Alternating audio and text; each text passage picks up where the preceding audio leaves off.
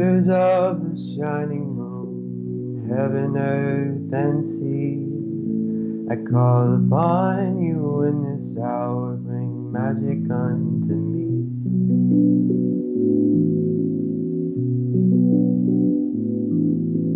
Brothers, oh, the cauldron cries, it singeth unto me the songs of Mother Goddess and of Father in the tree.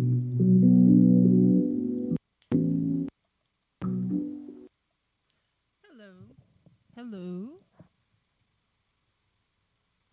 Wow. I'm awfully doggone quiet. Hello, my lovelies. This is Paisley Wild, and we are off adventuring into the spaces between. Hope you guys are having a fantastic weekend.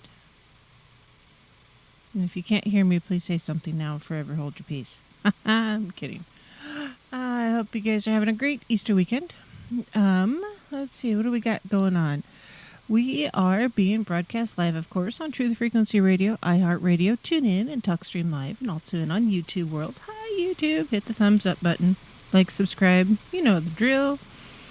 And no matter how you are listening, make sure you stop in and say hello in one of the chat rooms. Or you can send me an email at wildpaisley@gmail.com. That's WILDEPAISLEY at gmail.com. And if you want to support the show, you can do so. You can go to etsy.com/shop/Monarch Mountain Studio, MTN for Mountain. Or you can go to patreon.com/TheSpacesBetween. Or you can now check out PaisleyWild.com. That's a new one. Or if you just want to support my radio habit, you can do that by going to $, that's the hashtag. And the call lines are live tonight. I didn't break it, so that's good. And that number is 213-233-3998. Or if you're across the pond in the UK, it is 44203-393-2871. And Mr. Don is otherwise occupied this evening, so he will not be joining us. However, I do have assistance in the peanut gallery from Miss Lucky. I don't know if she's on the microphone or not, but she's there somewhere. Good evening. Oh, hello. You startled me. You're loud Boo. in my ear, right? Boo. Oh, my stars. So, yes, the peanut gallery is tuned in. So, how are you today? I haven't talked to you for a while. I'm doing well.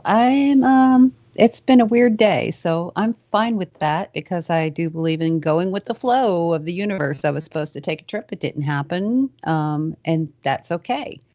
Flowing with the universe.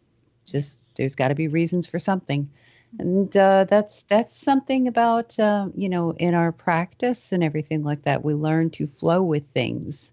And it usually benefits us. There's some reason or another that you're not supposed to go somewhere when you planned on it. That's okay. And I'm not angry or anything like that, which it was supposed to be a trip to Florida. Expenses are paid, but that's okay. Something better is here for me now. Maybe resting. I don't know. It could be anything. But yeah. Very So cool. I'm good. I really am. I'm not angry. I know when I was in my 20s, boy, I would have been going off. I would have been having a fit, things like that. I guess getting older has some benefits, and that is you're not so prone to spazzing and you're not so prone to drama, except for the cat. Maturity. Hmm. I was going to show everybody a picture of drama. She was all otter-catted out, laying on her back, but she saw me reach for the camera, and she moved. And yeah. So she had her cathood glory out there, right? Oh, yeah, she does. She just lays on her back, sunny side up, having a good old time. Just looking absolutely at peace with herself. Goofiness. Good for her. So, happy Easter weekend to those who celebrate Easter.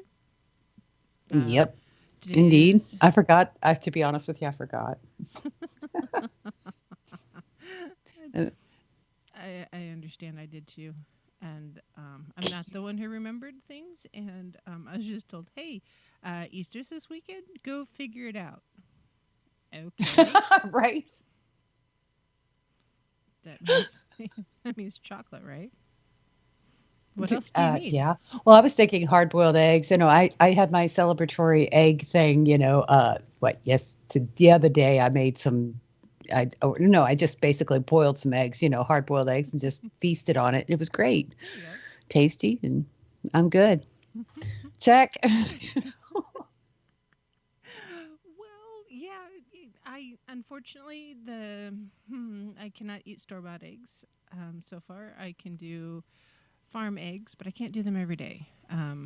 I have developed that sulfur allergy, or sulfa Oh, allergy. So yolks are not my friend, but I've been saving up, and I love deviled eggs, so there will be deviled eggs this weekend, and which right. makes me giggle. Deviled eggs has been a standby traditional like side dish for decades in my Churches in and my churches. churches, yes, but in my family at least, and all the Uh, whole diehard Christians and Missouri Synod Lutheran preachers and all that jazz, and yeah, deviled eggs are a necessity. I don't know right. why they're They're at called every at every church function, you'll find deviled eggs pretty much, yep. Which makes and no sense. casseroles. I'll tell you what, this, especially in the South. In the South, there is casseroles and casseroles, Hmm. casseroles. I'm like, guys, really? I mean, you just throw everything in a dish and put it in the oven. That's it. I'm like, Yep, okay, that's I it. I I don't have the allure for it. I'm not. Well, No. if you want to see what a spell looks like, check out Mm. a Jello salad at any potluck ever that has carrots and celery and nuts in it. Wait a minute. It's a Jello salad with celery, carrots, and nuts. Oh yeah, and raisins. Hmm. All right. Yeah, Okay. it's I don't know. It must be a Midwestern thing. I've never understood that one. It's like, if I want Jello, it's a dessert. I don't want it to be hiding my vegetables. It should not look like. Well, celery is sweet. I can see what that is, and it gives Jello the crunch.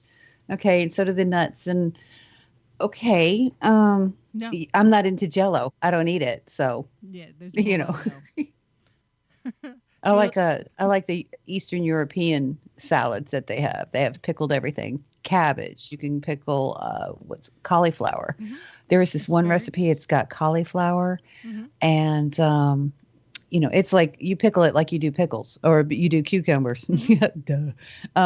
But cauliflower, it's got black peppercorns Okay. and it's a sweet vinegar, if you will, and clove. Hmm. You put some clove. Oh my God, it's so good. I mean, I want to eat that cauliflower. I'm not one who wants to go eat cauliflower, but I do when it's pickled like that. Okay. The Russians make it, so it's really good. All right. Julia says funeral potatoes in Utah. No wonder she likes death. What? What's a funeral potato? I don't know. Oh, please, I gotta know. I don't know. That Gr- that's Grandma goth as always hell. Right? that's metal. Um, That yeah, we always had they're yeah. cheesy potatoes. They're like hash browns and cheese and cream cheese and sour cream and cheddar and cream of mushroom soup and onions and garlic and bacon. I don't know. I don't know. Okay, we're killing people here with the food talk. I You know, know that, right? right? But that's part of being a witch too. Right? Is food. A Absolutely. kitchen. I mean, like you said, that's what the heart of the house is, the Yep. kitchen, Absolutely. and that's it's where magic happens. I mean, it's chemistry, it's cooking, it's transmutation of stuff. I mean, it's all kinds of magic happens in the kitchen, especially for those who have special spices, if you will, and those who are imbued with spells and things like that. And the act of cooking and pouring love into the meal, yeah, Hmm. that's a huge deal right there. So cheesy potatoes in my world is funeral potatoes in the Mormon world. Um, but Ah, yeah, Interesting. Okay. All right. It just still sounds goth as heck. Funeral potatoes, man. We're getting together. I mean, I don't know. Right? Why is it a funeral thing? I don't know. Justin just says my microphone is super quiet. Is it still quiet? Is it better? Is it better now? It's your microphone is quiet. It's I like can hear you clearly, but I know that when you're on air, it's oftentimes very quiet. And compared to my settings, I'm sure. Let me. I don't know. Maybe I I should don't. turn I myself am down, and all everybody of. could turn up their Oh, volume. How is this about better? that? Is this better? Can you hear me now? Nope. Now it's distorted. I'll turn mine down so that people could turn up their radios.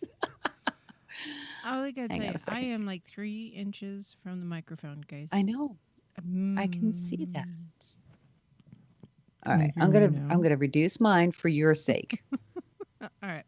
So All as you're right. Here we doing that and go. we're figuring it out, Easter weekend is a very traditional Christian holiday weekend, and I got to thinking, this would be a good or weekend for blind faith.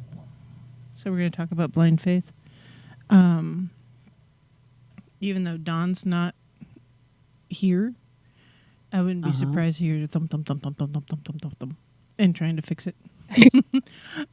So, anyways, there's these two brothers. They're I don't know if you guys have seen the ads or not, but these two guys, they're blind, obviously, two blind brothers, and the challenge is it's a blind challenge.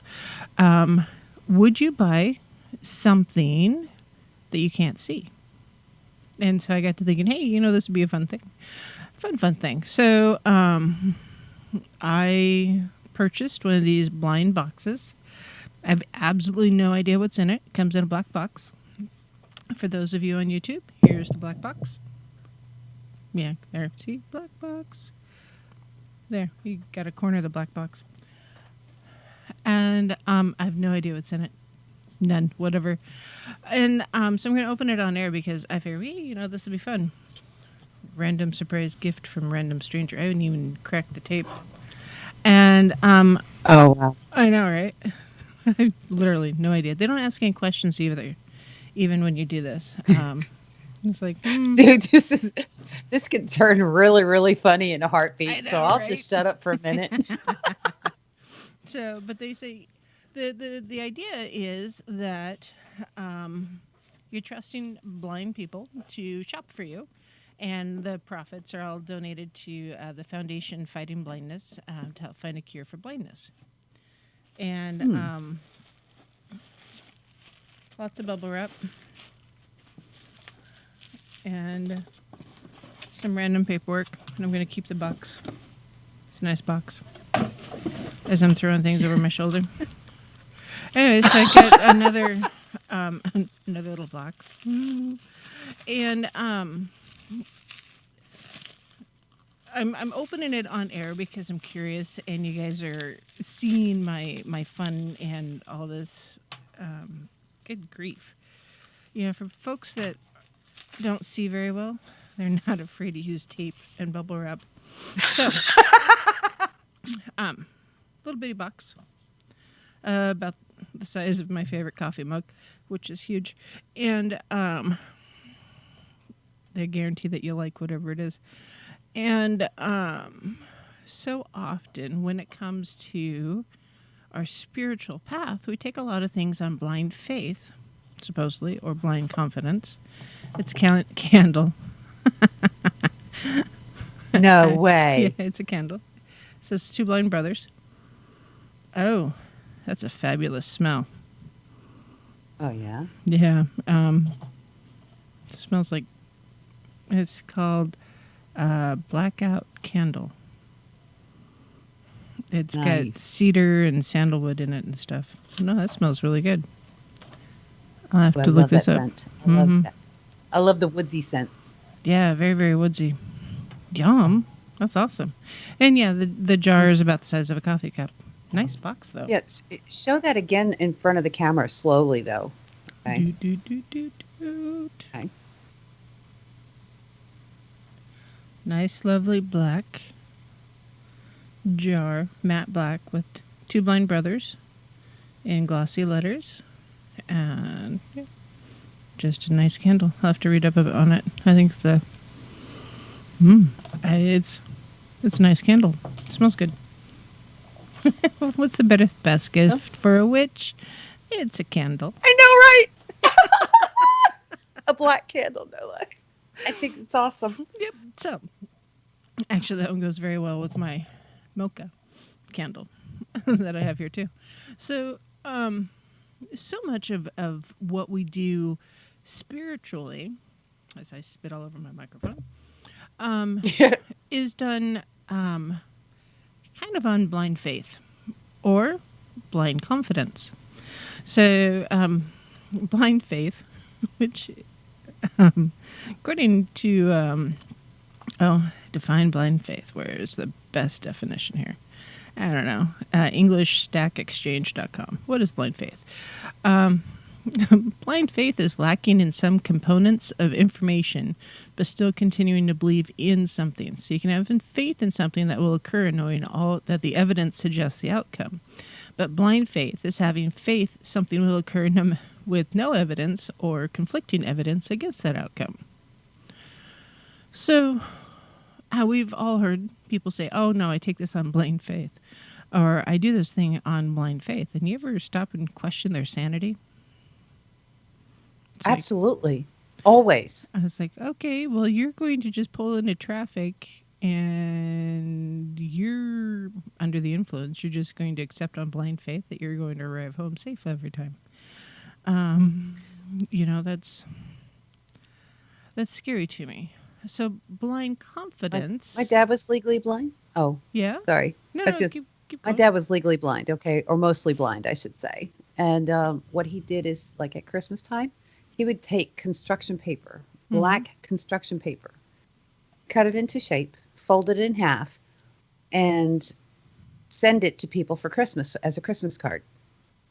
And when they called him asking what the hell was that about, he's like, well, that's what a blind man sees for Christmas. Like, Dad's sick. My dad was sick.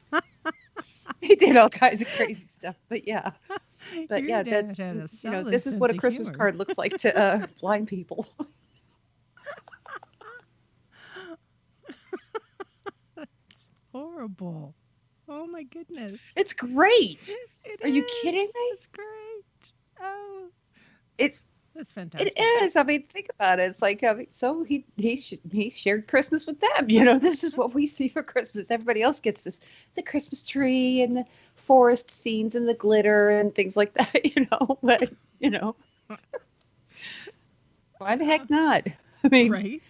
could have been worse. It could have been like my Christmas cards that I sent way back, back when I was active duty and stuff. And I had a real problem with PMS. So what happened is it says on the front of it, who would have ever thought of cutting down a perfectly good tree and drag it inside the house and put decorations on it for holiday season. Then on the inside, it's in blood red with dripping blood font, a woodsy PMS victim with an axe. Oh, It's my like, stars. You're horrible. so I mean, That's yeah. funny. But I know. You see where I get my sense of humor. It's pretty yeah, grim, actually. But yeah, back to the blind faith. blind faith. So yeah, blind faith.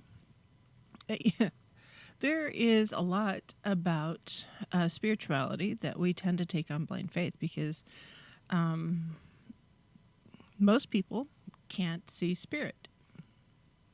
Most people can't see wind either, for that matter, but we all believe in wind, so why wouldn't we believe in spirit based upon Because that? we see the effects of the wind.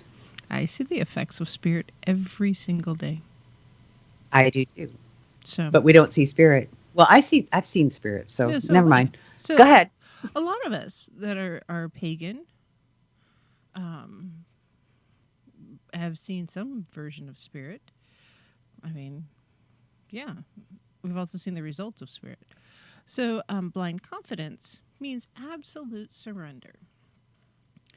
And the difference, I think, here is when I do a spell or a ritual, I'm doing it with blind confidence because I am surrendering completely to the outcome. Whatever it is that I'm going to do. A leads to B leads to C. If I haven't screwed it up, the outcome is going to be. I'm not guessing at the outcome. If that makes any sense. Because it's kind of like baking a cake. If you had all the ingredients in the correct order with the correct, quantities, and you bake it at the right temperature, you're going to get a cake. It might not always taste good, but you're going to get a cake. And so I know that if I add all those ingredients, mix, and add heat, I am absolutely blind confidence certain that I'm going to get a cake. Honestly, I know that it's going to taste pretty good too, generally. Easy breezy. But rarely do I put all the ingredients in the bowl and add heat and assume and go on blind faith and believe that I'm going to get gold, for instance. And the reason why I use gold as an example is very, very rarely do you sit and do a spell or a ritual knowing that you're going to get gold at the end. Now, you might get wealth, but wealth is different than gold. Because wealth is not just financial. Wealth could also be health. It could be spiritual. It could be love. True. You can be rich in love. You may be dirt poor and not two pennies to rub together. But you have the love of your family, or whether that's your birth family, your chosen family, your friends, that accept you just as you are. And you have the wealth of love. And I think so a couple of different things that talk about tonight. The definition of some of the things or the words that we use in our spell work or our rituals. We need to be... Bitcoin is gold, by the way. It's ethereal gold, I suppose, but it's not gold backed. True. I'm sorry. Go ahead. I interrupted. Go ahead. No, you're fine. It's like, squirrel, I gotta see. So, on a whim. So, my Cash App, by the way. You can, if you do not want to send me cash, I totally get it, because not everybody wants to do cash. I do accept Bitcoin. So, right now I have $8 in Bitcoin. I feel rich. You did it! I'm so proud of you. Oh my gosh, I'm going to be doing the same soon. Probably $8. I don't know, but I don't know how you did $8. But holy crap, I'm so proud of you! Yay! You've got a wallet and everything like that. That's awesome. Yeah, and my Cash App card is glow in the dark, so I never lose it with my Bitcoin. Awesome. Awesome. So yeah, if Bitcoin's your thing, do your research before you invest. Yep. And make sure not all apps are created equal, because some of them are wallets. or wallets. Yes. Yeah. If you ever wonder about that, go to a high school dance and watch the boys pull out their wallets. They're not all created equal. Okay. Don't choke on your coffee.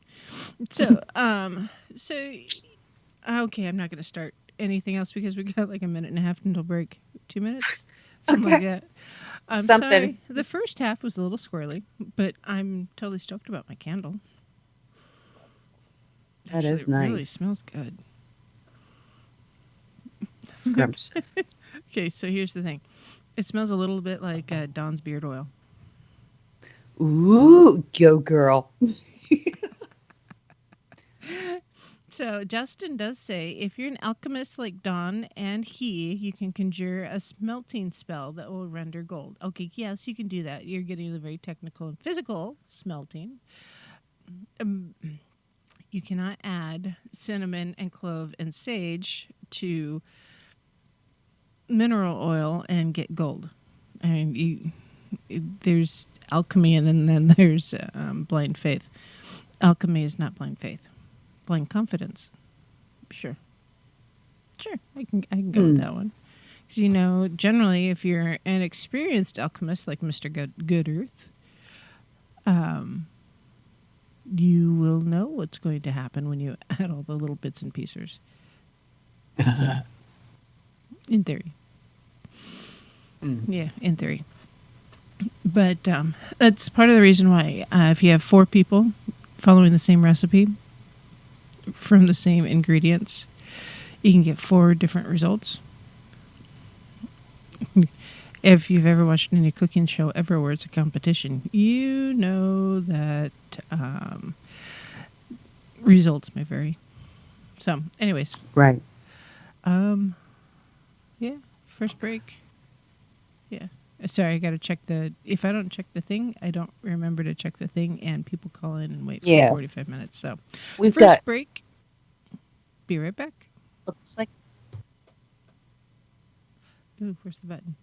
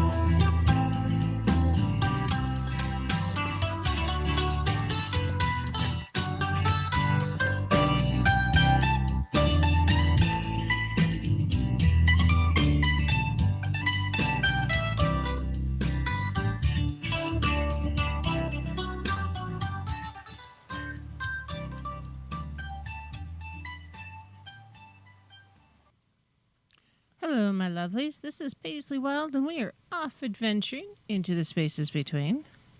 Hope you all are having just a fantabulous day, evening, you know, that kind of thing.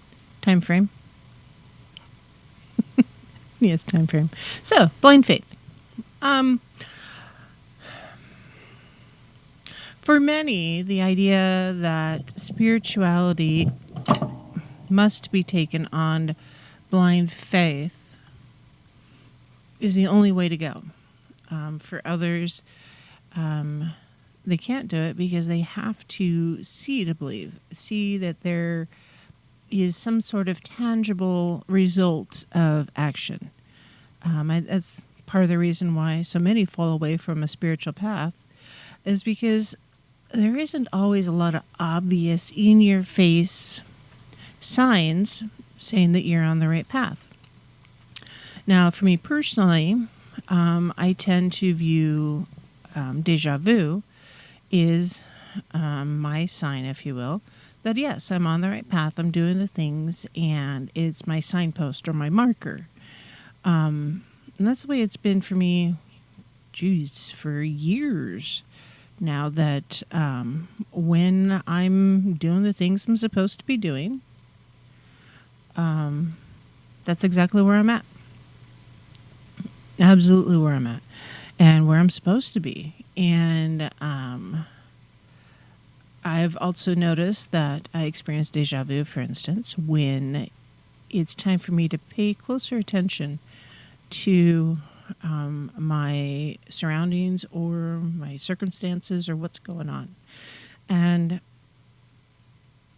that's important for me anyways, because often I get so distracted by the mundanity of day-to-day life, and I forget to pay attention to some of the more spiritual things or the esoteric. And that, for me, is part of the reason why I love paganism so much, is because we get signs here. I can think of so many different times when I've had a really big question when it comes to my personal path or the outcome of my decisions that I've made. And it's like, is this the right path for me? Is this really what I need to be doing right now? And something will happen, and there will be a sign basically saying, yes, you're on the right path, or no, stop, go back 20 feet, make the right turn instead of the left turn, and you're going to be a lot closer to where you want to be. Does it always happen that way? No, but it does often enough. So for me, I'm not taking my spiritual path as a pagan or a witch on blind faith, because I absolutely see the results of my choices. My interaction with spirit or the divine happens constantly, and the interaction is an ongoing thing. It's not just one-sided. When I was a Christian, or trying to be a Christian, often it felt like I was putting all this energy into this relationship, because that's what it is. It is a relationship, and I wasn't getting much out of it. I didn't feel secure. I didn't feel happy. I didn't feel safe. I didn't feel content. I didn't feel any of those things. I often felt like I was adrift and constantly searching and seeking and lost. And it wasn't because I wasn't reading the Bible, because I was. It wasn't because I wasn't going to Bible studies, because I was. I immersed myself 100% in the Christian lifestyle. I taught Sunday school. I've told you all that. And it was really hard for me after a while, because I was repeating this information and teaching others and having this conversation about something I just couldn't believe in. I didn't have faith in it because it was very one-sided, you know? Hey, Linda. And that one-sided relationship, if I mean honestly, if you talk to your friends and you've been seeing this person for any length of time and you're contributing 150% and the other person in the relationship is not contributing 150%, your friends are going to say break up and move on. And that's how I felt when I was trying so hard to be a Christian, as I was investing all this time and energy. And I didn't get anything out of it. There was no good time. There was no flowers, no chocolate, no feeling of contentment or safety even. Yeah. Leo Medic says, I was working for a major church and felt as though I was living a false life. Not that I didn't think it was a good, it just wasn't right. Being in nature felt more natural. Yeah. Being in nature for me feels so much more natural. So much. And so, yeah, it's just, I kept repeatedly doing these same things, hoping and trying to have faith, or blind faith, that something would occur, even though there's zero information or zero evidence that I was going to have the outcome that everybody kept saying I should have been having.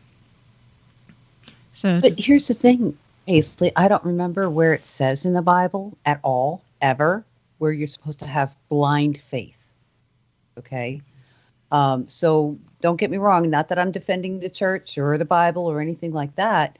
It says to have faith, but it doesn't say to have blind faith. That's stupid. I mean, Jesus even said, count the cost.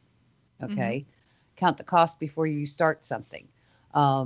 If you have blind faith, you're the person who's going to sit there and give $100,000 loan to some construction company to build a something, and you don't know who these people are. You don't know their reputation, things like that.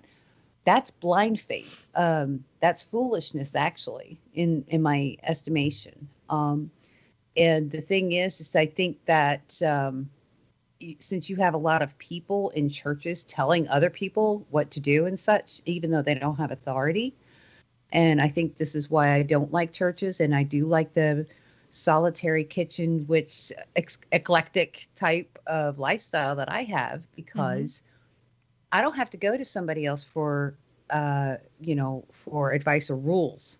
Okay. I have respect for other people, and if they have something to contribute, great, but I don't have to abide in it. I don't have to give a false sense of respect to it. Actually, even in the Bible, it says, it was Paul that wrote, watch and pray. Okay. Now, how do you watch with your eyes closed? Okay. So keep your eyes open when you're praying, right? All these people bowing their heads and closing their eyes. Why are you doing that? If you're a Christian and you're believing in the whole Bible as the word of God and it's all true, blah, blah, blah, why are you disobeying that? Open your eyes, keep watch and pray, because what is it? I mean, I can go preaching on biblical scripture and things like that, but I won't. But the point is that people are believing the wrong thing. And to be honest with you, what you were talking about earlier, you were talking about how if you bake a cake, you're following the instructions, you know that the cake is going to be cake and it's not going to be gold. That's not blind either. And I'll tell you why. Because you know the results, because you've done it before. You have the vision of experience. Not only that, but even if you are calling forth things to be, like, for instance, if you're casting a spell for the protection and the health and the wealth of another individual, that's not entirely blind either, because you can see it in your mind's eye what you're doing and what the intended outcome is supposed to be, and you're putting that vision into the spell work, into the action. And so that's not blind faith either. So, I mean, I know there was a periodical or an article, saying what blind faith is. Blind faith is your love relationships. Okay. That to me is a blind faith thing. When you go on a dating site and you go out on a date with somebody, you don't even know them. You don't know if they're a psychopath or if they're a serial killer or anything like that.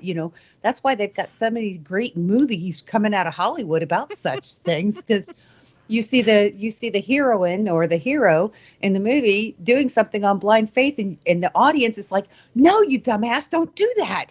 Don't do that. That's a bad move, but the character doesn't know, but because it happens in real life too. Yes, it does. Yeah, it does. Um, I think there's not enough people understand the difference. Hmm. I agree. I Um, agree wholeheartedly.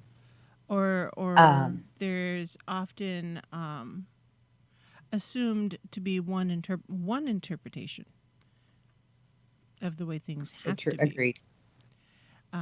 And anybody who's ever watched a baking show or cooking show where everybody's given the same ingredients, they're all supposed to come up with the same basic dish. Mhm. Yeah, the different cooks often have like a variety. True. They So put their flair on it. their flair, their own interpretation, and so I think that's and that's part of the reason why there's so many different denominations of Christianity. They're all a little bit different True that. flared, but yeah, it's I don't know. Just as a pagan, I don't feel like I'm blind to the potentials, whether it's faith Right. or confidence, because it's not blind either way. I mean, I'm not doing not I don't do very many rituals with my eyes closed. I guess to be literal, kind of blind. Right. Supposed to be Uh, lighting a candle, and there goes the curtains. all right, it's like, so what kind of bonfire did you light today? Well, I just didn't like that chair. you know? Right. But with the confidence, the blind confidence, I'm a lot closer to that I think than anything because I can surrender to the result. You know, let's see, hold on. Um, Um, the blind with faith. what's that? Go ahead. I was going to say with blind faith. Here's something. Here might be a better example. For instance, when I lived in North Carolina, I had my house there. I was going to college, and everything was fine. Mm-hmm. Right. Suddenly, I get a gut instinct to go to Alaska, sell the house, and go to Alaska. What the heck? No. What? 2 weeks later, I called my godmother at the time. She was very spiritually attuned to me, and she said, "I suggest you pack your bags." When I told her what happened, and so I put the house up for sale and had the check in my hand 2 weeks later. Oh wow. Not only was the house prepared and everything, it was the check was in my house, or was in my hand 2 weeks later, and I went to Alaska. Um, that's blind faith, okay? Because to be honest with you, I really don't know who told me to go except for my gut instinct. Aside from that, I mean, who was behind that? Who was behind that Mm-hmm. discussion? Who was behind that communication? Mm-hmm. I didn't have anything to go to. I didn't have a job up there. I didn't have a life up there. I didn't have a support network that I needed up there, a car, a place to live, things like that. I just went. Basics. That's blind faith. And to be honest with you, I wouldn't recommend people going on blind faith. I would Not to recommend people, Alaska. you can have faith because you have to have confidence, and confidence means with fidelity or with faith. Mm-hmm. And if you have that, that means you know what you're capable of and what you can do. And so the confidence is within yourself, it's not in an external source. Blind faith is just giving all control and decision making control to somebody other than yourself. So And that's a bad thing. Bam says it could have been your higher self was It telling could have you. been, Mm-hmm. but I question it sometimes now.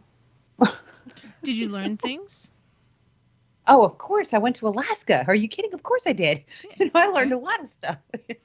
So maybe that's what you needed to do. You needed to learn those things about yourself. No, I was learning about life up there. I was learning about the nature and Alaska and geology and all kinds of other stuff.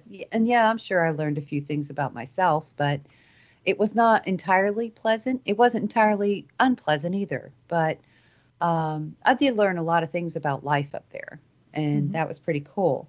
Um, I would have liked very much to have had more resources, resources and information before going up there.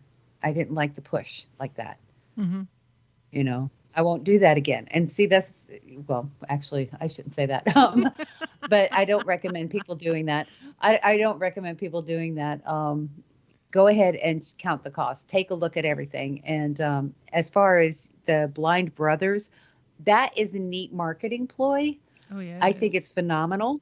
Okay. Because, and the thing is I think that it's actually a good thing for them because one, they are blind. They are helping blind people. But the other thing is to give a perspective to everybody what it's like to be blind and going out and doing something like that. But they're also making sure that you're going to be pleased with it. And from what I saw, they have a return policy, and which is pretty cool. Yeah, it is. Yeah, it is. Yeah. Life unfortunately doesn't have a return policy. Right. And with the time invested, it's kind of like sending Bitcoin to the wrong wallet address. You're done. Right. Sorry, there's no take backs. Right. You're not protected on that one. You better know what you're doing. Okay. But that's also a good thing because we shouldn't be so blind faith. Here we go. There we go. Here we go. Blind faith is putting your money in the bank and expecting that it's going to be there when you get back. That's blind faith. I believe there will part of it will be there. Probably not. Maybe not the big part. Well, see, I know better. And I know better because my grandfather lost everything. Oh, wow. During the Depression, the banks shut down and they raided the accounts. They raided even the safety deposit boxes. They took everything. They shut down the banks. People couldn't get their money. Isn't that crazy? So, yeah, it's kind of like saying to some stranger, hey, here, hold my money for me, would you? I'll be back in a few years for it.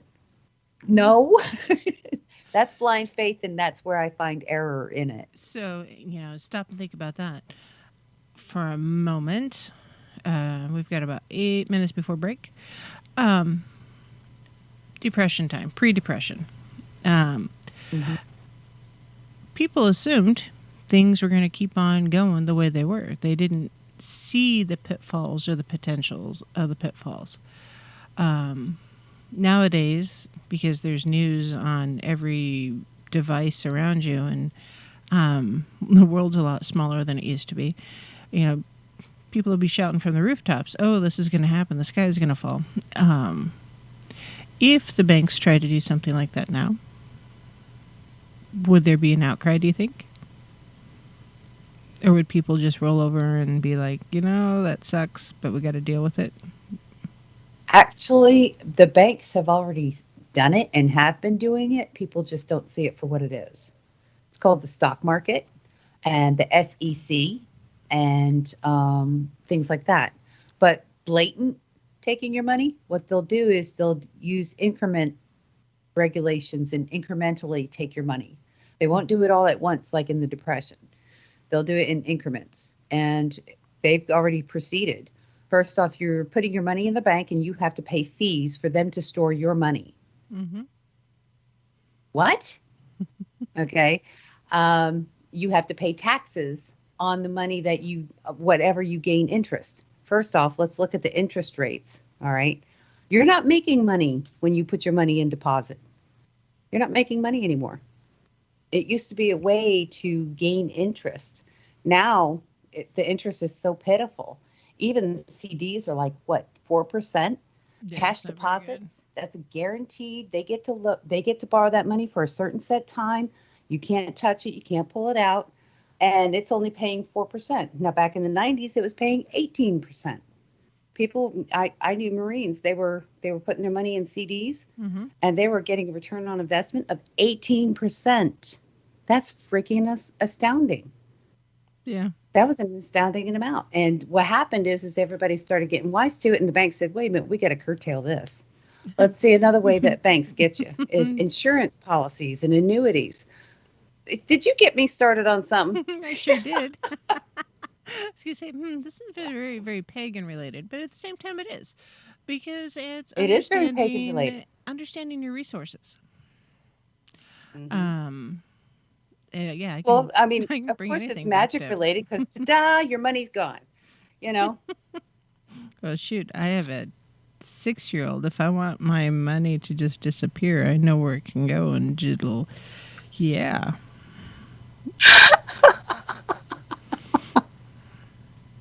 that's funny.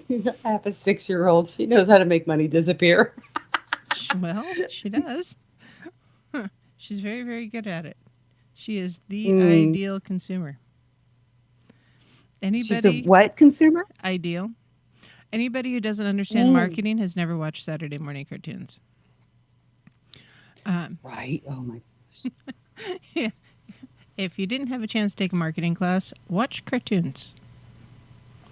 You will learn a lot about marketing. More so than Let me tell any you a movie marketing ever. thing that they did in North Carolina at a Burger King, right? Yeah. And the parents in the area got furious with it, especially near a military base. This was in Jacksonville, North Carolina. They posted on their marquee, "Keep screaming, kids, they'll stop." Oh, yes, I've seen that one. Yes. Yeah. Yeah. Yeah, not so What? good. Yeah. What is this in the chat? I don't know. Not sure what's Okay. going on there. Yeah, well, Yeah. Um, Nutites. Okay. Um, anyways, so when it comes to spirituality, this is part of the reason why I tell everybody to do their own research when we're talking about the things that you can believe and the things you cannot, confidence versus faith and all that is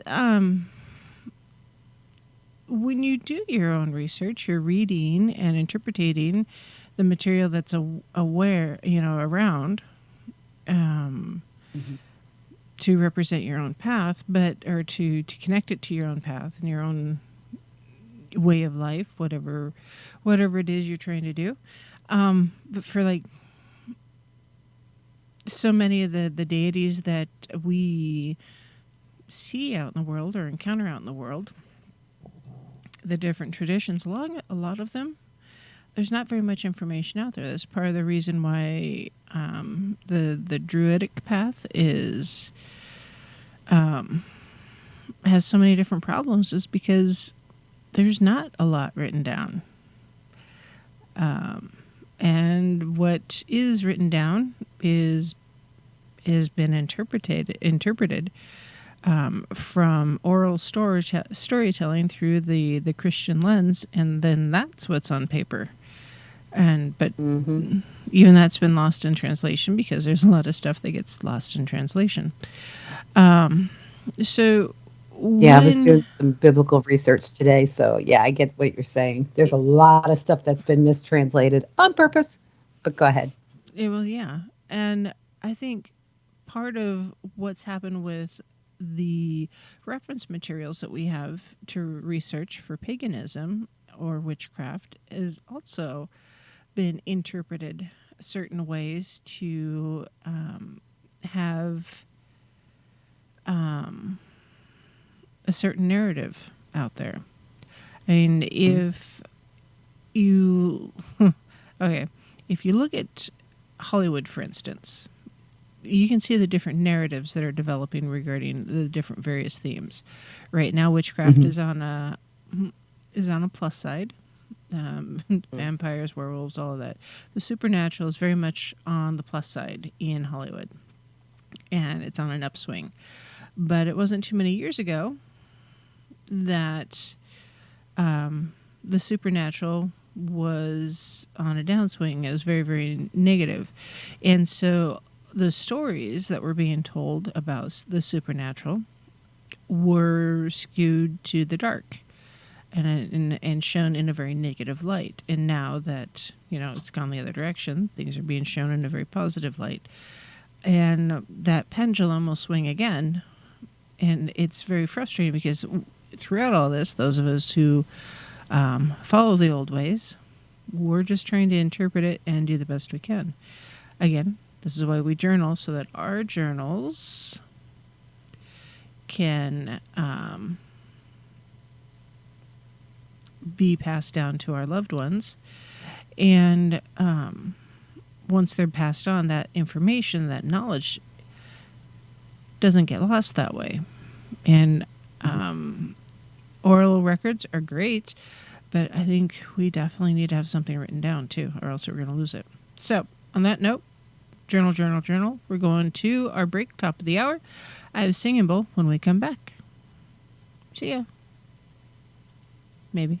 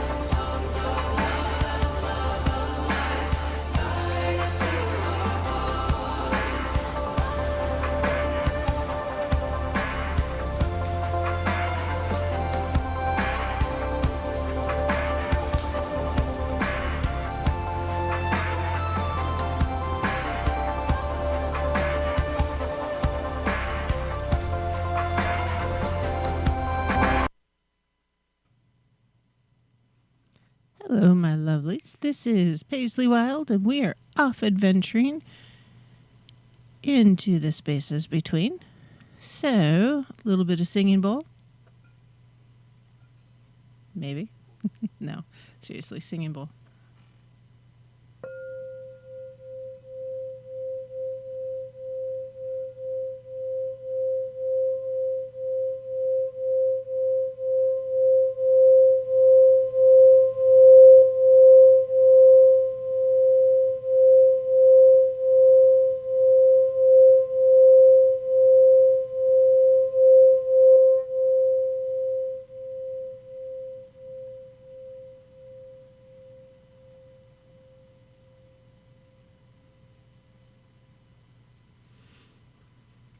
I So, love Singing Bowl.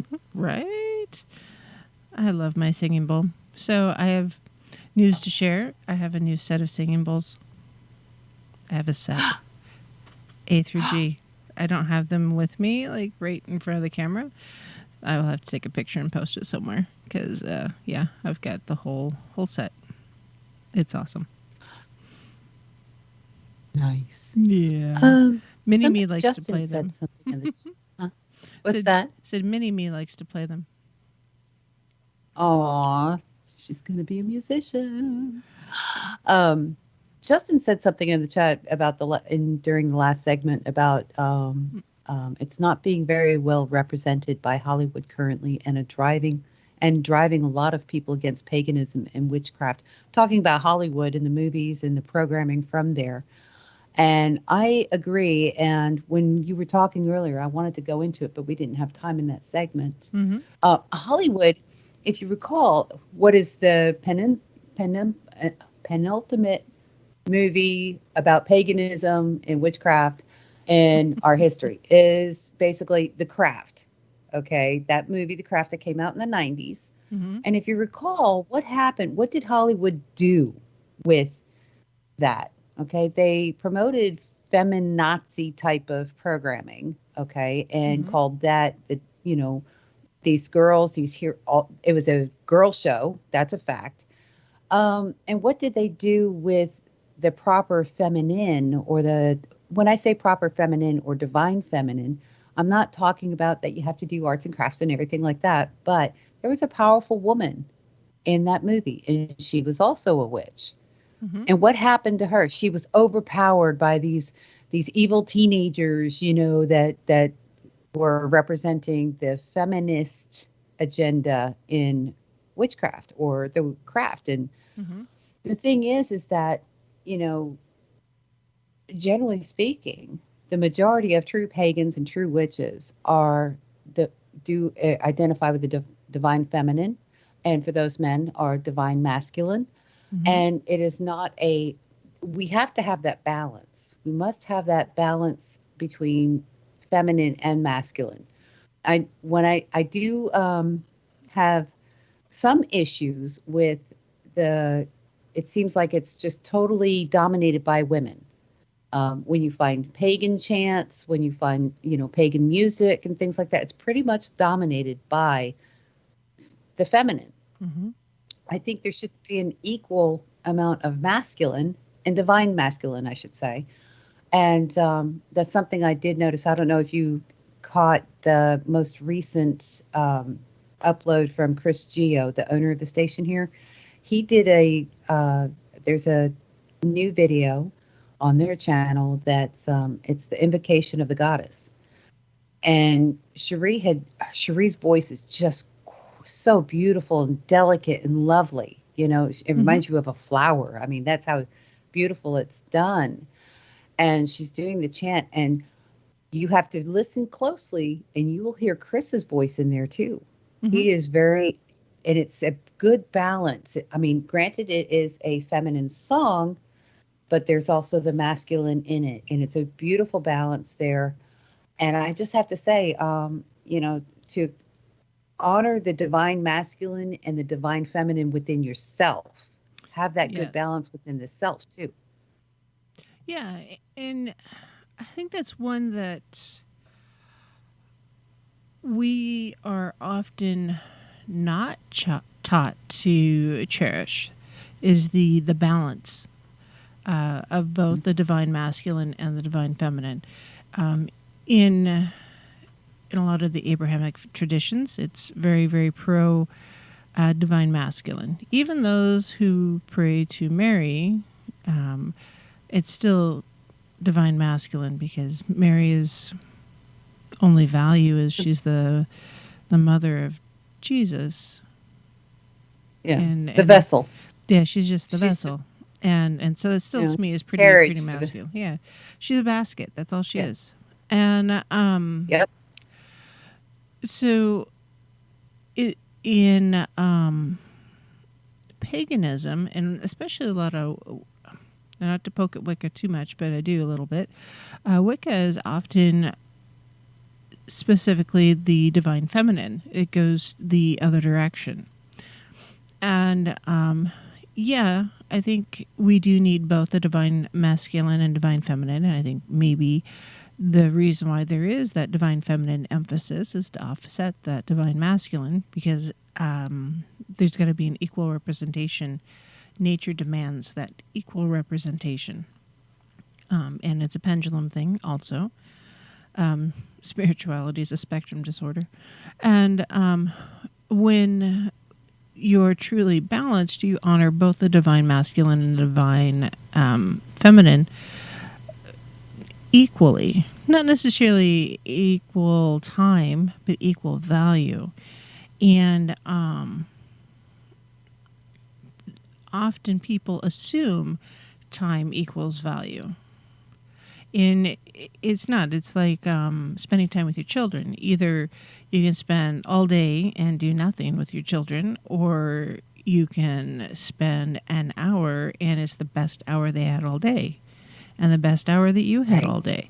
So there's got to be value also, because, yeah, you can spin your wheels and do nothing, or you can, have true time. So going out and communing with nature, I think that's pretty much a value proposition, no matter how much time you're spending, just because nature is soothing. But if you are doing ritual work or ceremonial work or spellcraft, and you're emphasizing only one aspect of the divine, yeah, you're going to have unequal results. You cannot go into your spell work with blind confidence that it will succeed.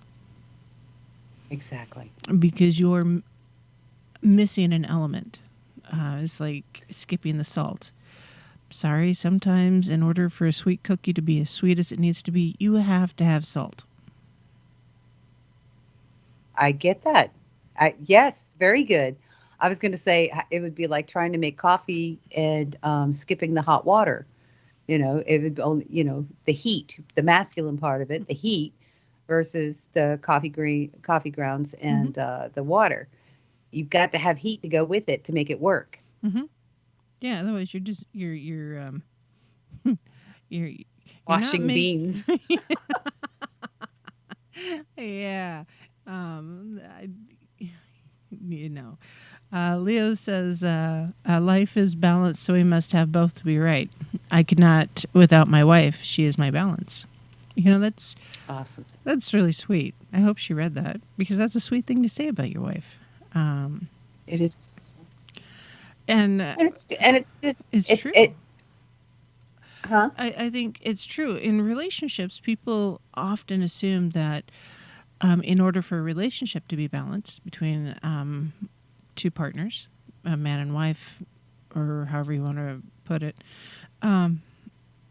each individual has to be contributing 100%, because it's not exactly. it's a relationship is not 100%. It's the composite of two 100%. Because if you're investing or 100% of yourself into the relationship, then you have a good solid relationship. But if you're half-assing the relationship, you're going to have a half-assed relationship and half-assed results. Mm-hmm.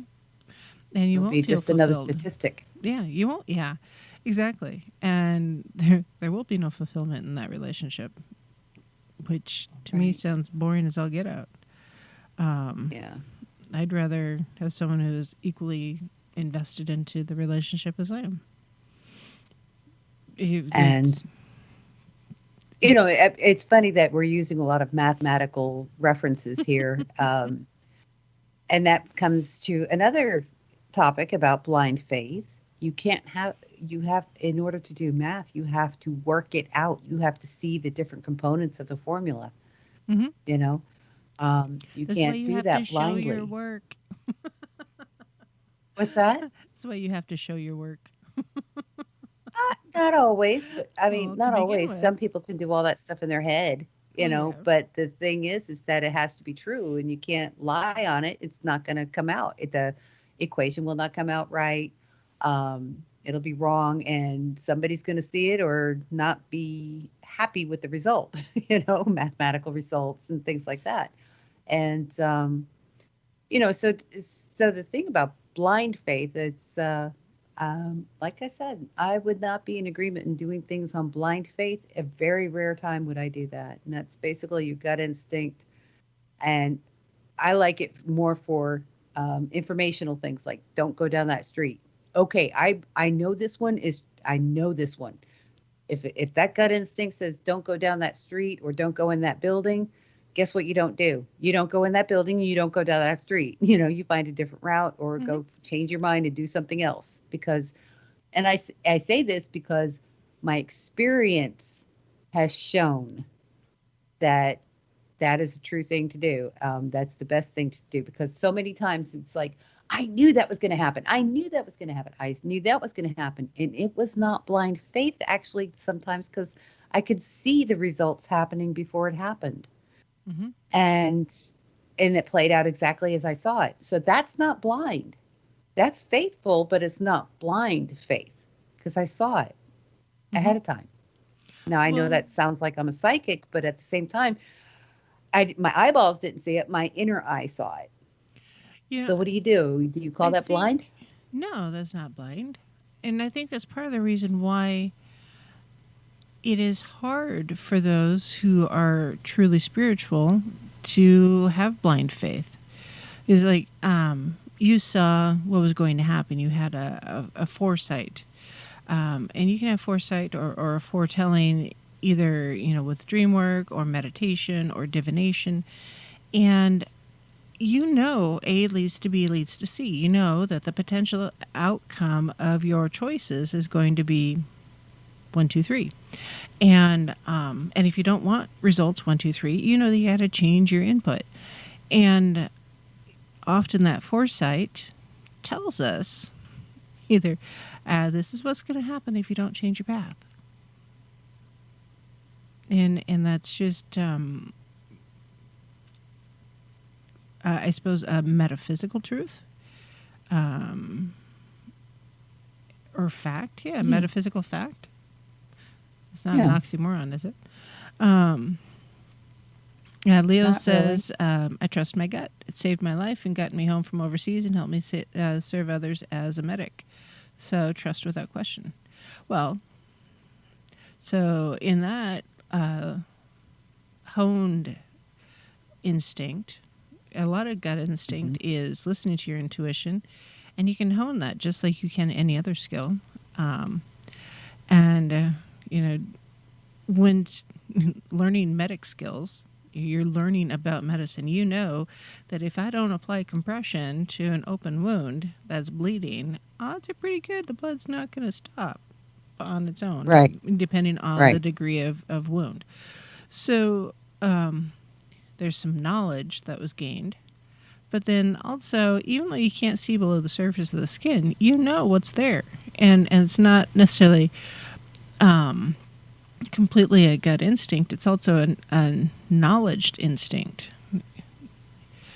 And like, for instance, sometimes that knowledge becomes so ingrained in us that it seems like instinct, but honestly, it's just high quality learning. We've learned it at the cellular level. The subtleties. Mm-hmm. And, like, for instance, there's a certain color gray that the white parts of your eye gets when you're sick. Mm-hmm. Okay. Moms are really good at noticing when your eyes have that tinge, that hue. It's like, it's so subtle. It's such a subtle thing. Even my mom knew I was sick before my appendix burst. She knew something was wrong because of the color of my eyes. And it was the whites of the eyes where, apparently it had this gray hue that she could see, even though I couldn't. And there's a photograph of me. And she says, you could see it all over your face, but look at your eyes. You can see it there. And even I couldn't see what she was seeing. But moms, they can see that. And it's that peculiar color that moms know, like when they're dealing with children, and not just your own children, but other people's children. You're like, there's that grayish, that slightly gray hue in the whites of the eyes that says that the child is sick. It's very strange. So that's, that's a gut instinct, everybody says. No, it's not. it's there's an indicator there. Mm-hmm. It's an indicator, and when you have that indicator and it comes true, what do you do? Right? Mm-hmm. You have to act on it. Exactly. And for me, it's not necessarily seeing the eyes. It's I can smell it on your breath. Um, there's some Yes. illnesses I can 100%. I can walk up to you like, so have you been to the doctor for your strep throat yet?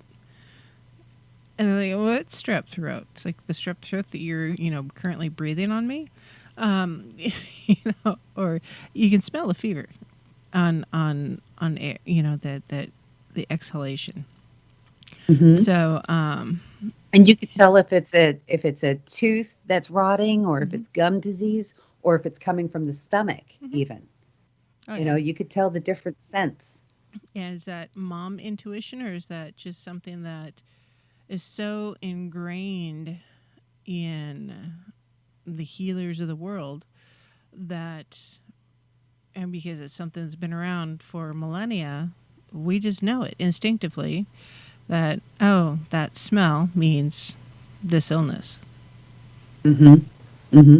And and the thing is even those of us who are human, and we smell certain things, and we can tell that something's going on.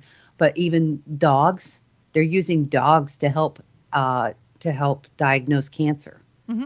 because there's a certain scent that cancer has, Hmm. and I can smell it sometimes. Oh. I can smell death also, Hmm. impending death. See, I When I was feel younger, that I one. haven't smelled it in a while, but I can smell a child that's being beaten at home. They have a scent that comes out of the back of their neck. Hmm. It's a strange scent, but it's there, and it's unmistakable. Isn't that weird? A little bit, but that doesn't mean it's not true. And that's something Exactly. else. Okay, so there's apparently this is getting into one of my the things that irritate me episode. Um, it was where people assume that because it's weird, it's wrong.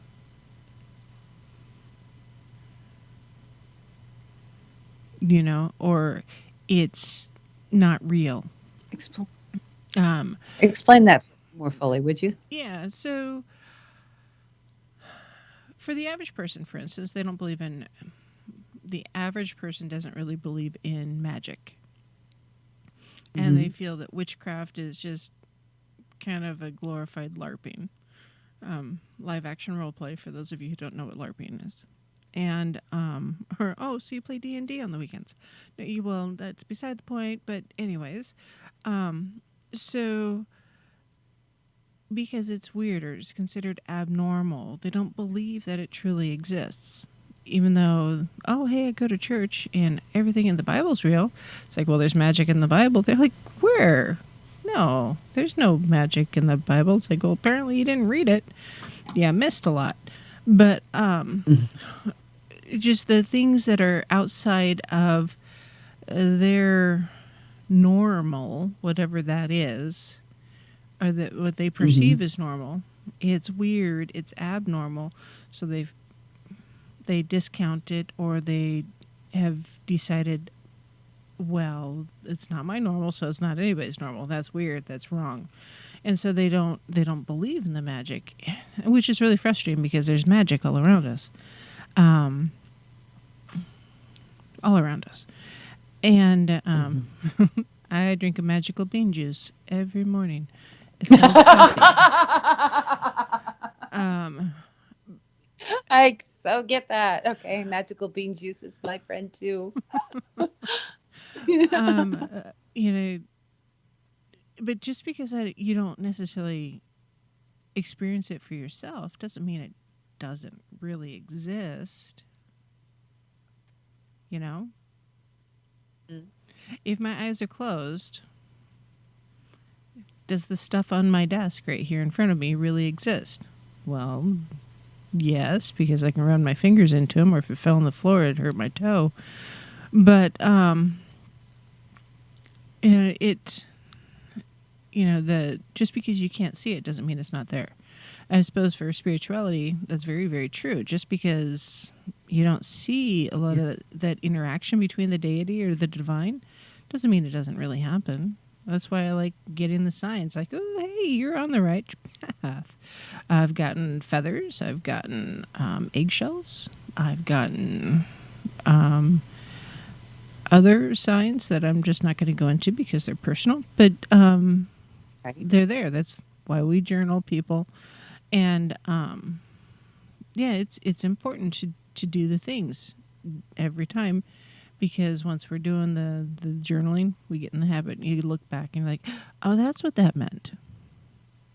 The number of times I've gone through life and reread my journal, it's like, oh, I see. That is, you are right about the journaling. I mean, that is a very crucial aspect to this, especially if you're serious. If you're serious on your path and learning, journaling is crucial. Okay. Mm-hmm. My brain is my journal. To be honest with you, I am not good at journaling, although I do promote it. There was a time I was journaling everything. And the thing is that I seldom go back and say, oh, that's why that happened. I remember it when it does happen, when the thing happens. And I'm like, oh, man, I messed up on this spell. I should have been more specific, blah, blah, blah, blah, blah, blah, blah, blah, blah, blah, blah. I'll know that next time. And I usually tell people, this is why you want to do this. You have to be specific. Yes, that goes along with the blind faith, too. When you're casting a spell, casting a prayer, whatever it is you're doing, you must be specific, okay? Mm-hmm. Because you will get some bad results if you're not specific. Okay, so say you want a car. You need a car. You really need it. So you have the three elements of a proper spell. That is the need, the knowledge, and the requirements. I think that's the tools. Tools requirements. Okay. Mm-hmm. So now you have to be specific. What kind of car do you want / need? Okay. Yes, it has 4 wheels. All 4 tires are good. You need to ensure that you speak about the doors. Do they all work? Do the windows work? Is the windshield in one piece? I mean, all those specific things, you must detail all that stuff, not just so that the elements know, it's so that you know what to expect, so that when you see it in your path and you get that car. Mm-hmm. And I had to do that very thing one time when I was in Alaska. I needed a car. My Geo Metro was dying. Okay, it was dying. So I was specific. I was like, okay, I want a Honda this time, and I want I want a blue one. I actually want a blue one this time. And the windshield is there, and all the things work, and a standard transmission. And actually, you know what? I need a parts car to go with it. And I don't have a lot of money, so I want it for, less than $1,000, preferably about $800, even though I didn't have the money for it. Mm-hmm. Okay. I didn't have that much money for it, but I was working. And so working towards having the money for it. So all those specifics were in line, and I found one. I found actually a Honda, and I dialed the guy, and I went and took a look at the car, and I was like, yeah, I do want it, that kind of car, but I don't have the money right now. So I have to get another $200. That's all I needed, to, get the car. And, so it was a week or two later, he calls me up. He says, are you still interested in the car or what? Because I'm going to lower the price here in a few minutes, and put a new ad in the paper. I said, what are you lowering the price to? He said $600, and that's what I had. Perfect. He says, by the way, there's a parts car that goes with this. And I'm like, And in Alaska, okay, just so that everybody knows, in Alaska, when you buy a car, you get a parts car to go with it. What a parts car is that's the spare car, okay, that's got some parts removed. It doesn't work. It just parks in your car, in your driveway. And whenever you need an alternator, you snag it off that car. If you need a battery, you snag it off that car. If you need snow tires, you snag it off that car. That kind of thing. It's a parts cart for the sole specific purpose of having parts, so you don't have to pay so much money for it. You don't throw away cars there. You don't put them in a dumpster. You don't put them at the they don't go to the squisher things, the squisher lots. So anyway, so I got the card that I wanted in exact specific things that I had not only pictured, but I also had detailed out loud in spoken word. You have to be specific. You do? Hey, guess what? We're going to break. Already? Oh, wow. Yep. Break time. We'll be right back. Here Here it is. Lord, with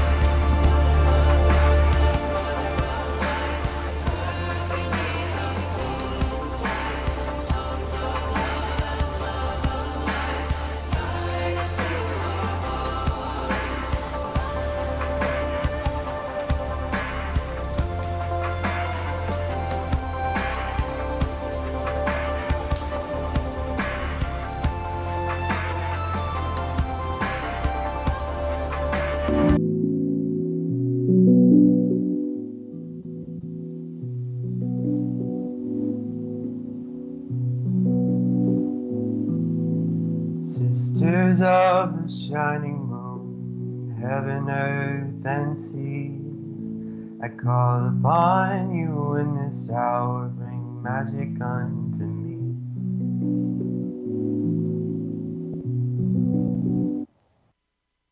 Brothers, oh, the cauldron cries, it singeth unto me the songs of Mother Goddess and of Father in the tree.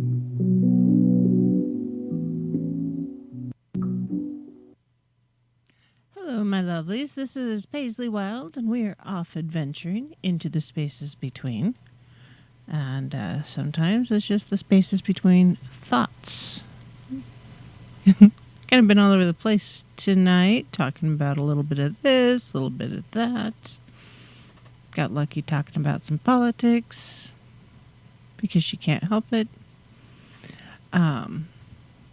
Hey, it affects all of us, and whether you like it or not, whether people like it or not, the politics do affect all of us. Mhm. All right, and not to say it should rule us, but it does have an effect on us, and for us to turn a blind eye to it is accepting by faith that everything's going to work out. No, we have to do work to straighten our situation out and straighten out these politicians. But anyway, go ahead.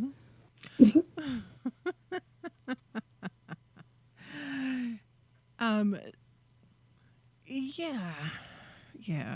Yeah, interesting. Justin and Leo and Marie are talking about YouTube striking down videos and stuff. And it is interesting to me that for many, the truth that we see on YouTube is the assumed truth for everybody, or on Facebook. Oh, the blind sheep on Facebook. And yeah, I've often wondered that myself. You know, at what point is YouTube going to decide that what I do here is not entertainment? Which on Etsy, I have to state that I am doing this for entertainment purposes, and I am not, saying that yes, you can really do magic.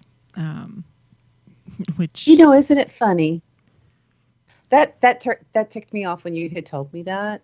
I was like, because if you have Christian stuff or Muslim stuff or Jewish stuff, oh, that's okay. You can call it, religious stuff, but not for Wiccan or Pagan or any of the other pantheon-based religions. Oh, yeah. If I wanted to make rosaries and put rosaries up, for instance, on my Etsy shop, yeah, I could say, hey, this is a rosary. Right. And not only that, but also this is that, you can get stuff blessed by the Pope or blessed by the Archbishop of whatever, and gain more money from that. But you can't do that with the pagan stuff and, say this is powerful, because this is not to be doctor or be medical advice, blah, blah, blah, blah, blah, blah, blah. Even though cranberries are known by doctors to help you with your bladder infection and stuff. No, you can't say it. Only a doctor. Or dark cherries for uric acid, which is a gout thing. Yep. And other inflammatory type diseases. Yeah, it's frustrating. So, like, I have my purple opal pyramid right here that I keep just sitting here on the desk. Purple opal has, unique energetic qualities. I bought this one because to me it looks like a lightning storm, thunderstorm, just before a tornado. It's just the color of it, the energy of it. It's very much a storm energy when I see it. That is beautiful. Yeah, let's see. Here. No, I know it's beautiful. I mean, because I've seen the purple air underneath the tornado before. I've seen it physical. Yeah, so have I. And nothing quite like seeing a tornado in person. So it's very much, to me, it's storm energy. But I could not list this on my Etsy shop saying, hey, this is a storm energy stone, blah, blah, blah. And because they could say, can you prove it? Right. Or they would just, decline it all the way. And I've... Well, like smudging. Okay. And until the scientists came out, you couldn't say anything about smudging. I mean, the NIH, the CDC, they will all say, no, you can't say that because you're not a doctor and you're not a scientist or whatever have you. Now that the scientists are saying, yes, the smudging is actually antibacterial. It kills off bacteria. And, the Native Americans have been talking about that, or had talked about this for many years. And we, the non-Native Americans, if you will, have been doing it because what the Native Americans said, but oh, you can't say that. You can't say that it's antibacterial, blah blah blah. Only scientists can. So we don't have a license to speak. Well, and also because smudging is considered a sacred American or Native American ritual. So unless you've been trained in a smudging ritual by a tribal elder or tribal medicine man, technically we're not supposed to call it smudging. We're supposed to call it saging or smoke cleansing. Oh, whatever. I will call it whatever I want to because they didn't call it smudging either. Okay, they have their own words for it. So, to take over I'm not going to sit here and just like I don't capitulate to governments, whether it be religious governments or political governments. I don't capitulate to what they say. I'm not going to stop because some people in the Native American community says don't do that. I had an exchange with an individual who said, if you're white, you need to take down your you have to take down your dream catchers.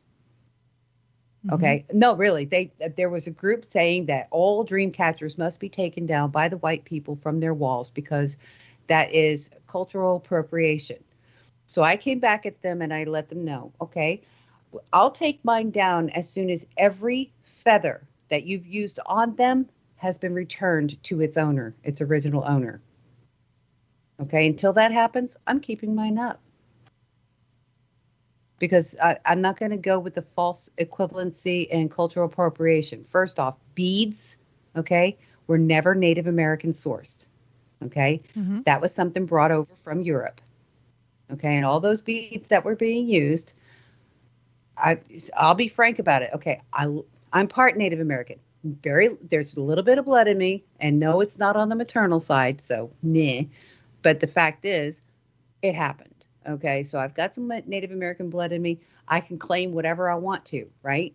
That's what it seems like. If you have a little bit, you can say whatever. I'm just not having it. All these specious rules that people come up with that you have to do this, you have to do this. Yeah, it's a government thing. It's a mind control system. Well, it is a control system.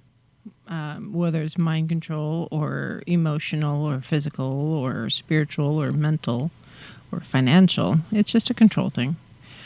The powers that be, governments in general, or just the powers that be, we'll leave it at that. They've been trying to control the people and the masses for pretty much ever since we all started sleeping in the same cave together. Because, he with the most toys wins, right? Well, in my world, it's he with the most rocks wins, but that's... Meanwhile, I'm looking at a drawer full of them. Right? Got a few. I can see a few of them right here. Yeah, just a couple. Just a few, yeah. Well, and that's funny. It's like somebody was saying about, it's like somebody's needing change or something, and you dig into your pockets and you're pulling everything out of the pockets. I'm one of those too who will have, a whole bunch of stones in my pocket, and I'll put it on the counter and everything. Maybe a dash of salt in my pocket, Yeah. So Aaron comments, the Native Americans would make you a part of your tribe, no matter what your color, if you proved your worth and trust to the tribe. Oh yeah. In many of the different different tribes, if they took someone as, say, a slave, there is a pretty good chance that you would become part of the tribe. Marie says it's interesting as this doesn't really happen here in South Africa. She can do her hair like an African and she'll be praised for it. For I am one of them, Ubuntu.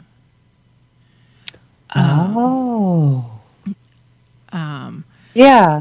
Okay. I see what you're saying, Marty. I don't know if it's Marie or Marty. It's Marilena. Marilena. Oh, that's a pretty name. But that's the thing. It's like this. It seems like here in the United States, we have so many oppressed different demographics. Everybody wants to be a victim of something and, voice their outrage and things like that. Mm-hmm. We all need to just chill the hell out, okay? Especially if we're not doing well.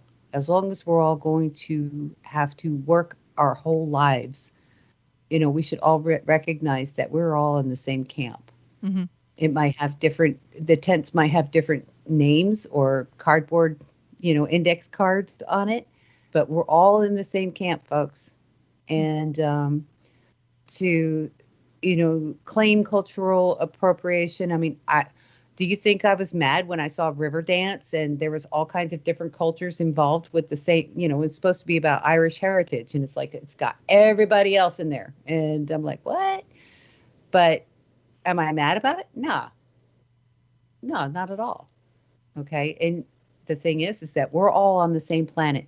And I don't think that we're actually going to get together or be allowed to get together peacefully until we get an ET that threatens us. Once we get ET threatening us, then we're all going to come together. We're Earthlings, yeah, kind of thing. And the thing is what we need to do is recognize that we are all Earthlings. We are all children of this earth, Mm-hmm. and coexist. And we don't sit there and slaughter off all the rabbits on the planet because they're rabbits. We don't sit there and make rules for the rabbits. It's ridiculous because they live in the wild, Mm-hmm. so they exist. And, so we make peace with different people. We make peace with different animals and different mammals. Mm-hmm. That's what we got to do. Yeah. Right. Instead Well, of picking, mm-hmm. learn to appreciate and learn something new. Yes. And yeah, the appropriation thing, Murray, has been kind of a big deal here, which I'm not sure who appropriated the appropriation thing, but it is kind of starting to irritate a bit because it's not necessarily appropriation. Sometimes it's honoring a Right. different tradition by learning more about it and integrating it into your own daily activities. I mean, technically, I suppose you could say yoga is appropriation or martial arts could be an appropriation. But the act of learning those things is not appropriating them. You're learning about them and you're integrating them into your day to day life.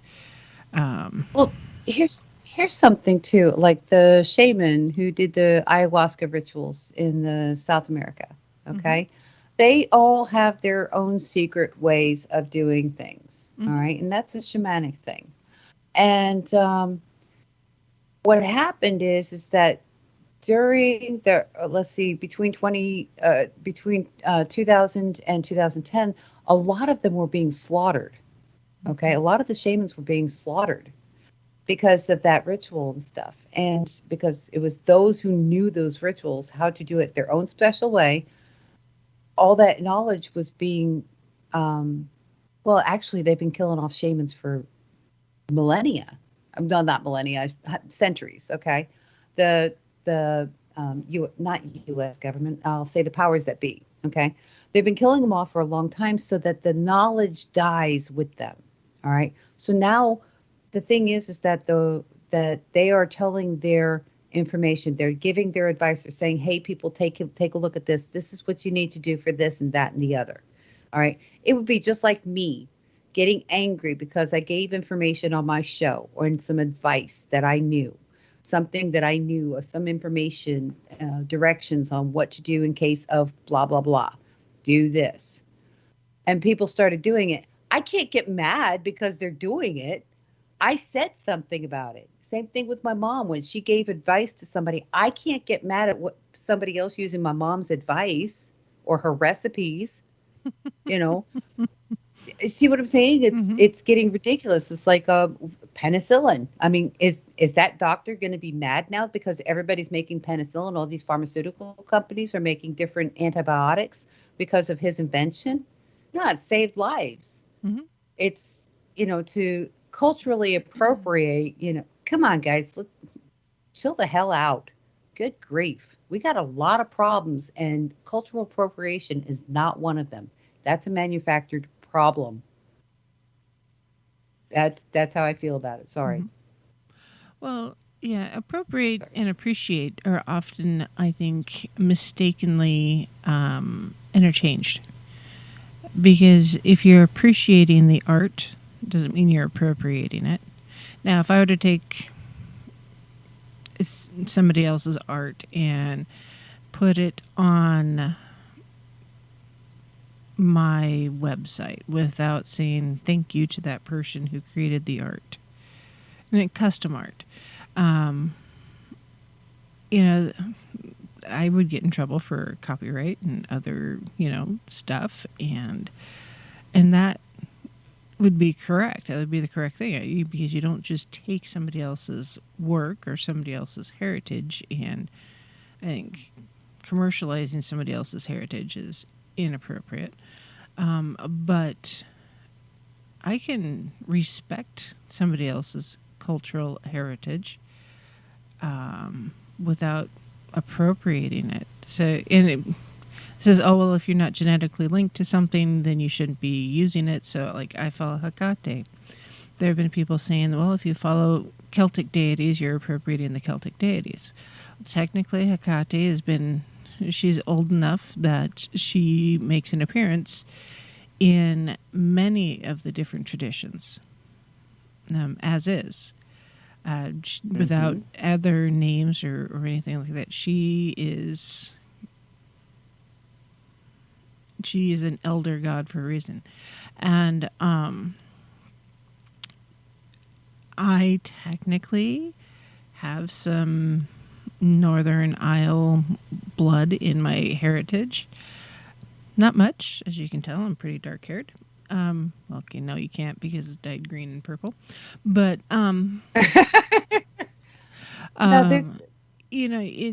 but also I'm Germanic tribes is in my heritage, but that doesn't mean I can't learn more about Isis or Osiris, Right, or Zeus, or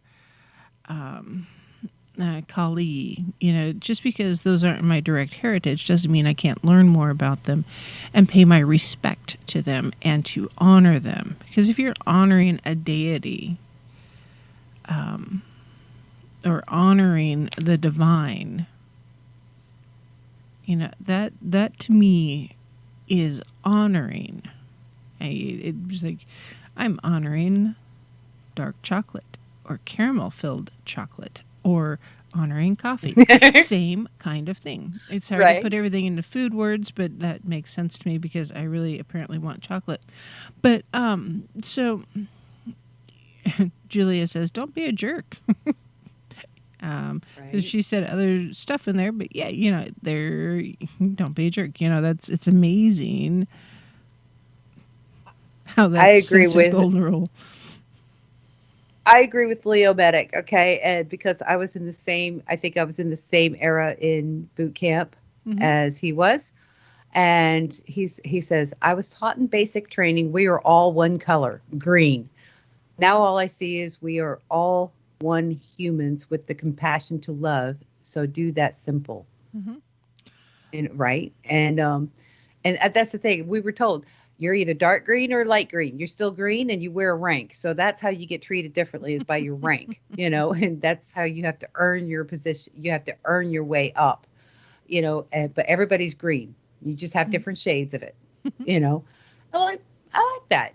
And we're all earthlings, and we have to share the planet. So it is best. I mean, in China, in older China, divorce was not allowed. Okay. So when a couple got married, it was usually arranged. And what would happen is the couple would realize they're going to have to be together for the rest of their lives. And so having, because they're going to have to be together for the rest of their lives, the government was not going to let them divorce. They might as well be friends. And so they would work to become friends. And that's how they had good relationships, is because they decided to be friends. Mm-hmm. Why don't we all do that? Let's decide to be friends. We have different opinions about different things. We like different music. I like it loud sometimes. I like it soft sometimes. But I also want to sleep at night. So my loud neighbors better quiet it down, so that as long as you're not infringing on somebody else, all right, we could be friends. Justin calls it an attack on knowledge. True that, Justin. Very true. We can't go around healing ourselves because it's, somebody's not going to make that money. Well, there's no guarantee you get to make money on this planet. When you're born, you're not guaranteed to make money. No. You're supposed to be guaranteed to life. All right. And how do you, get life? You stay healthy, and people share information, and they teach you how to survive. And how do you survive? You thrive. And if you thrive, you get thriving information from people, from the elders or whatever have you, other people, and share the knowledge. Again, as we say on Back to Earth, welcome Earthlings. Cool beans. But yeah, we've got one planet. We're all in one house. That's planet Earth. We need to get along. Yes. Don't be drinking all the beer. Share. Or coffee.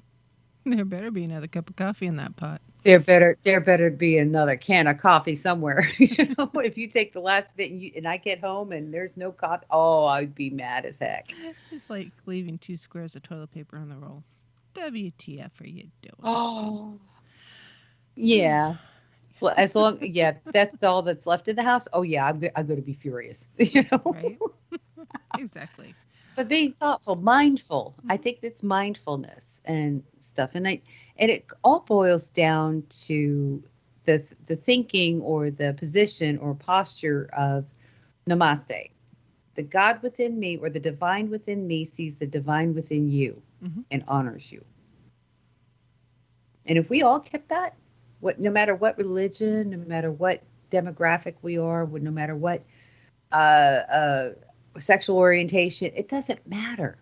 The divine within me sees and recognizes the divine with you and honor. Yeah, pretty straightforward. Yeah, that's the secret sauce there, guys. So in summary, we got about 2 minutes left. Don't be blind in your pursuit in spirituality. Educate yourself, study, research, do all the things. Be respectful to one another. It's really that easy. Remember namaste. And then, reach out to one another with love and kindness, understanding, compassion, all those, happy, joy words. But they're real. If you look at your neighbor with anger and bitterness all the time, that's all you're going to see. And all you're going to receive is that anger and bitterness. Sometimes you got to drop that anger and bitterness and rinse it down the drain. Cleanse yourself and move on. And, our paths are constantly evolving and shifting as we learn more about our spirituality. And don't be stagnant in it.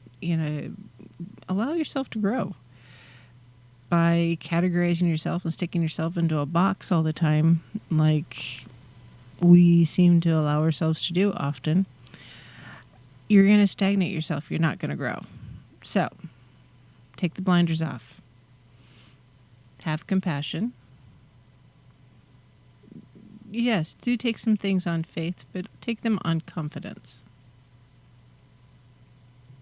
10 seconds or less, Lucky? I just want to say thank you for having me on and letting me rant. Hey, and it was fun. We're going to have to do one of these shows where it says, how many ways can we set Lucky off? Well, I love you, Paisley. You were a Mhm. wonderful, Love you too. wonderful person, and I'm so glad you're here. Yeah, it's fun. I like doing this. It's fun, especially when I see in the chat room how everybody's getting along and communicating and not getting lost in a narrative, instead learning from one another and having compassion and love for one another. So, on that note, we're done for the night. We'll see you tomorrow night at 9 Pacific time. So, merry meet and merry part and merry meet again. And we'll see you next time. Maybe.